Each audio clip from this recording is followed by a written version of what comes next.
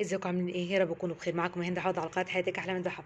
كنت عملت معاكم ريفيو ومقارنه بين العلبه المشكل الكيلو والنص كيلو، وفتحت معاكم العلبه النص كيلو وشفنا محتويات العلبه. هفتح معاكم دلوقتي العلبه اللي هي الكيلو. دي محتويات العلبه كيلو زي ما انتم شايفين كده: بتفور شوكولاته، وبتفور فانيليا، وبسكويت النشادر، وكحك ساده. يبقى كده العلبه النص كيلو زي العلبه الكيلو بالظبط. بس الفرق طبعا في الكميه، ان دي علبه كيلو والتانية علبه نص كيلو. انا كنت فاكره ان العلبه دي فيها سابليه، على اساس ان هي كان مكتوب هنا ايه المكونات منتجات ماي بيكري، فهم قصدهم المنتجات كلها، مش محتويات العبوه. انا كنت فاكره ان العلبه اللي هي الكيلو فيها الكحك وبسكوت وبيتيفور الفانيليا والبسكويت وبيتيفور الشوكولاته، تمام، وزياده عليهم السابليه.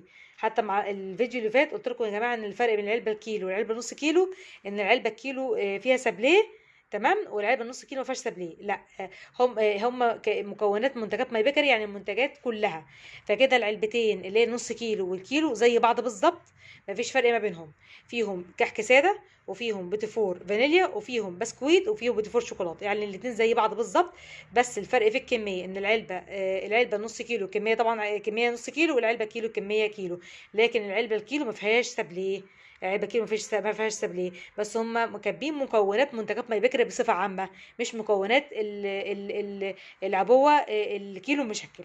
يا رب بس اكون وضحت لكم. تمام. زي ما انتم شايفين كده. خلاص، يبقى العلبه النص كيلو زي العلبه الكيلو، بس الفرق في الكميه. مكونات العلبه النص كيلو مكونات العلبه كيلو: بيتي شوكولاته، بيتي فانيليا، بسكويت النشادر، كحك ساده. يا رب اكون قدرت افيدكم في الفيديو. ده شكل الكحك والبسكوت والبيتي فور بعد التقديم. قدمي الف هنا وشفا.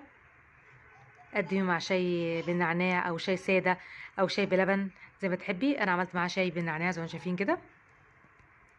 وزي ما انا قلت لكم ان منتجات العبوه النص كيلو المشكل زي منتجات العبوه الكيلو المشكل، الاتنين زي بعض بالظبط. فيهم كحك ساده، فيهم بوتفور شوكولاته، فيهم بوتفور فانيليا، فيهم بسكوت النشادر. العبوه الكيلو المشكل ما فيهاش سابليه. انا كنت فاكره ان العبوه الكيلو مشكل باي بيكري فيها سابليه، ودي الزياده عن نص كيلو. لا، اللي مكتوب ورا ظهر العبوه اللي مشكل الكيلو مكتوب منتجات ماي بيكري بصفة عامة، مش المكونات الموجودة جوه العبوة اللي مشكل الكيلو. يا رب بس اكون وضحت لكم الفرق. لو عجبك الفيديو لا تشترك في القناة، ويا ريت تدعموني بالاشتراك. والسلام عليكم ورحمة الله وبركاته. كل سنة وانتم طيبين.